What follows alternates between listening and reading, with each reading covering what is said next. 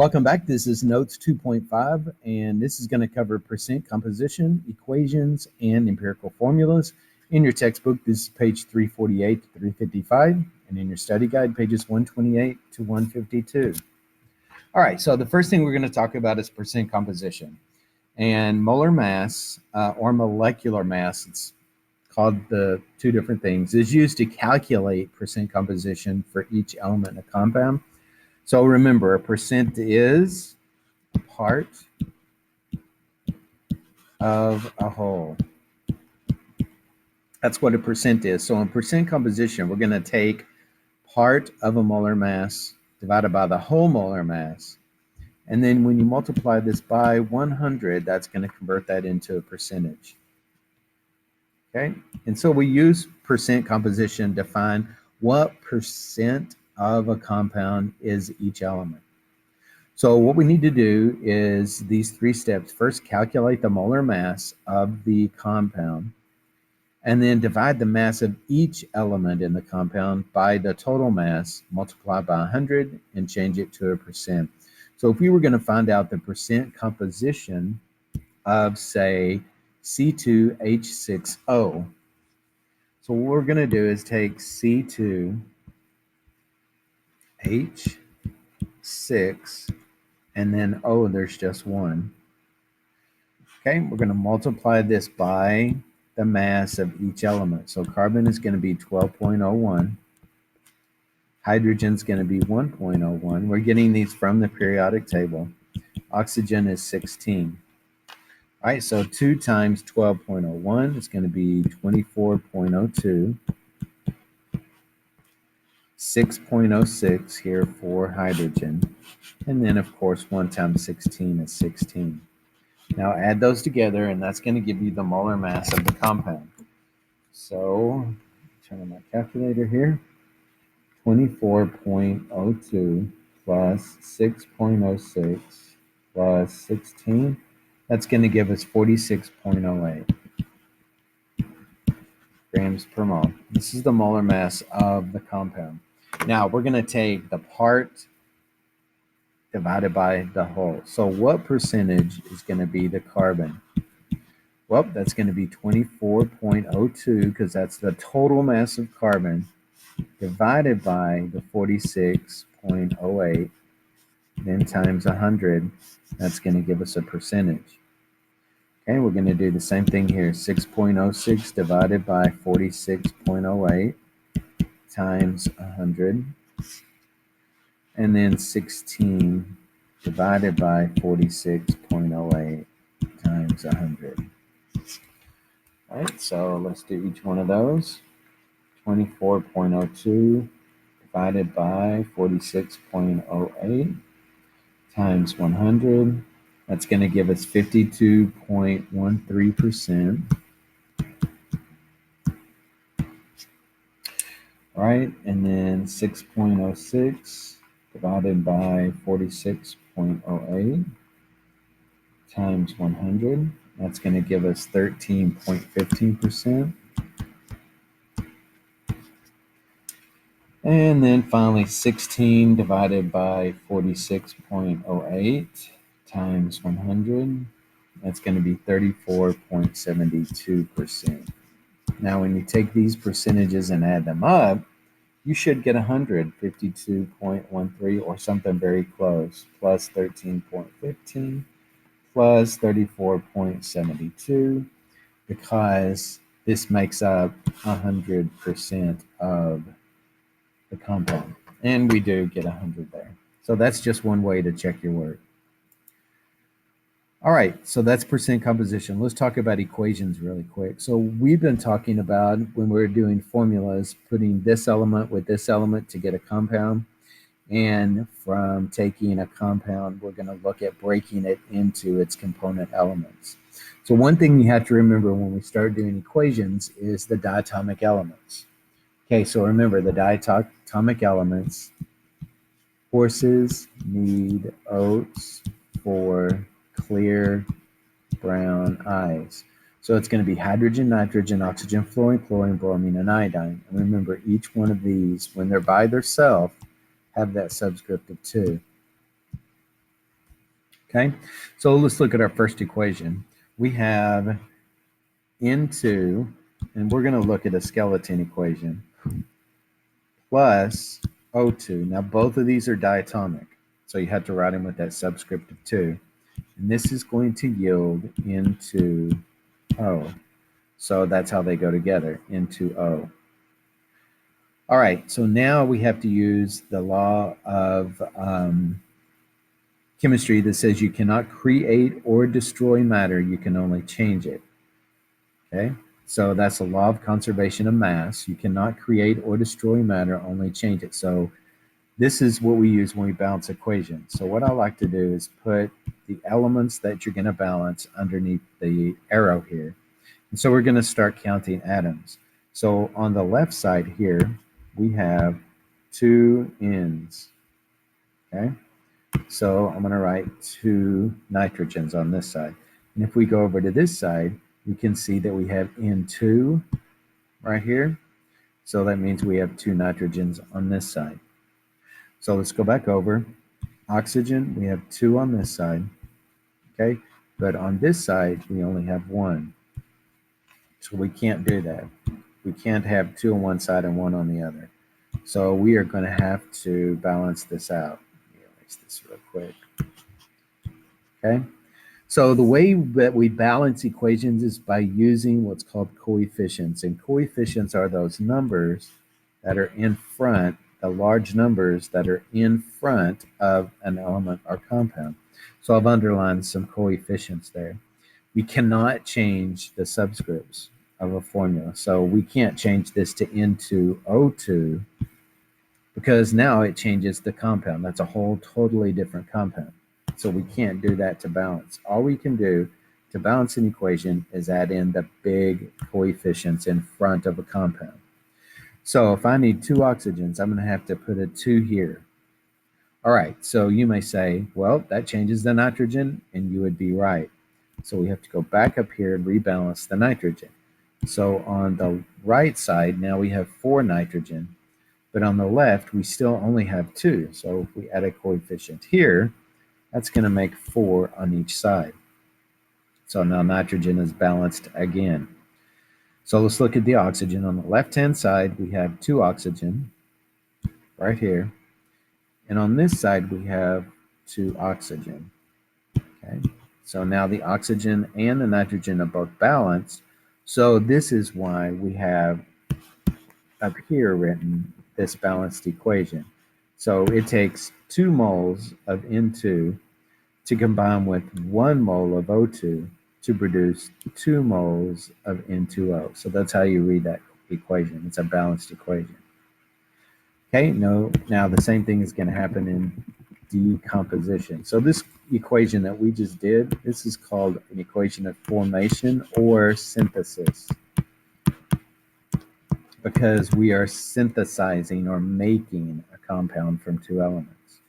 Now, the decomposition equation for that is going to be N2O, breaks down into, so you're going to have your arrow into plus O2.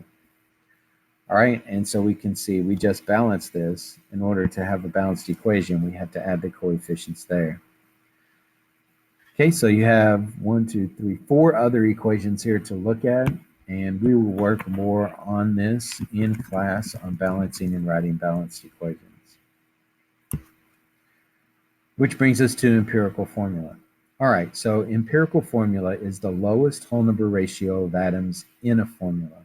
And we use empirical formulas to help us figure out what the molecular formulas are. So if you were to come up on a crime scene and let's say they had a powder, a yellow powder there, we didn't know what it was, they're going to take samples of this yellow powder and they're going to run it through a machine that tells you what percent of each element is in that compound. All right, and so we can use this percentage to help us get to the formula for that compound and what it is. So an empirical formula is the lowest whole number ratio of atoms in a formula. So if we look at our first example here, C4H10, we need to reduce this down to its simplest whole number ratio. So we have 4 moles of carbon combining with 10 moles of hydrogen. Well, each one of these numbers is divisible by the number 2. So if we factor out a 2, we're going to have C2H5. Okay, so that can't be factored down any more than that. So this right here is the empirical formula, the lowest whole number ratio of atoms in that formula.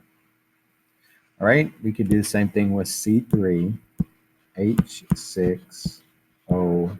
All right, and this fact we can factor out a 3 out of all of these. So if I do that, I'm going to have CH2O4. So that's going to be the empirical formula for that compound. And finally, the last example here, H2SO4. Well, we have 2 hydrogens, 1 sulfur, and 4 oxygens. So when you have a subscript of 1 here, even though we don't write those ones, when it's a subscript of 1, that can't be factored down any more than that. So this is going to be the empirical formula, which is the same as the molecular formula. So sometimes that happens. Empirical formulas are the same. So let's look at a problem where we're using empirical formulas. Oh, but first let's get a little helping rhyme here for you. It says here that finding the empirical formulas like working backwards from percent composition. You're given the percentages and you must find the empirical formula, and then sometimes the molecular or true formula. So this rhyme is going to help you with these steps. So if you'll write this down, percent to mass, mass to moles, divide by smallest, and make them whole. All right, so how do we use that?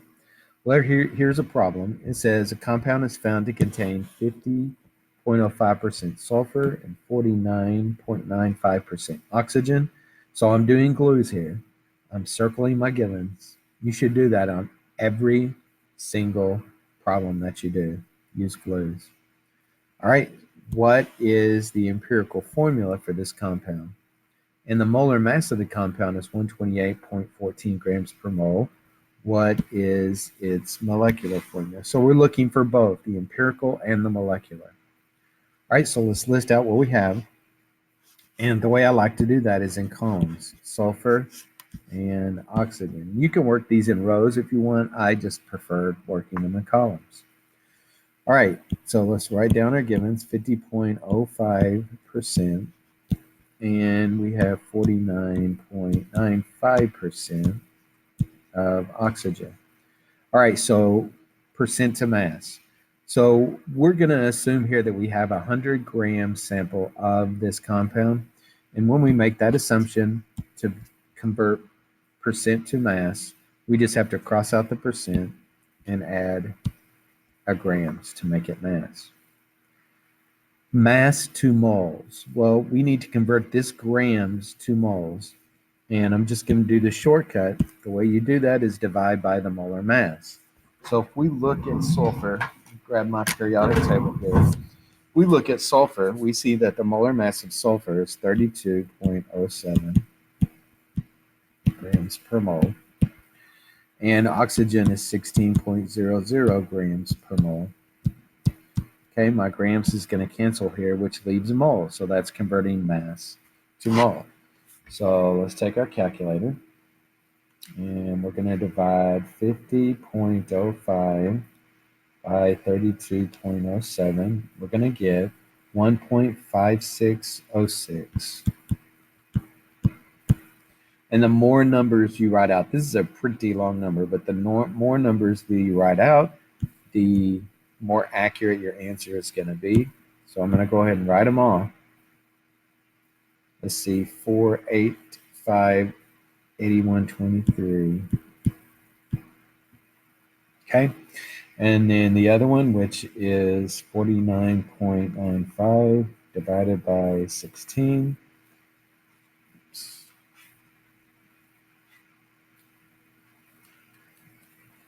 Pushed the wrong button. All right, so divided by 16. And I'm going to get 3.12 1875 moles. Okay, so both of these are moles. So that's converting mass to moles. All right, divide by smallest. So we're going to compare these two numbers, these two moles, and we're going to divide by the smallest one. So the smallest one is the 1.5. So if I divide by 1.5, I'm going to get 1. All right, and if I divide this by 1.56064858123, all right, let's see what we get. 3.121875 divided by 1.568648588123. I'm going to get 1.99. That's practically 2, so I'm going to go ahead and say 2 there, because make them whole. All right, so the ratio here is 1 to 2. 1 to 2. So my empirical formula is SO2. Okay, so that's how you get the empirical formula. These numbers tell you what the subscripts or what the ratio is. All right, so now we had to find the molecular formula. Well, it gives us the molar mass of 128.14. So I'm going to take 128.14 grams per mole as the molar mass. Well, the empirical mass for this compound is 64.07.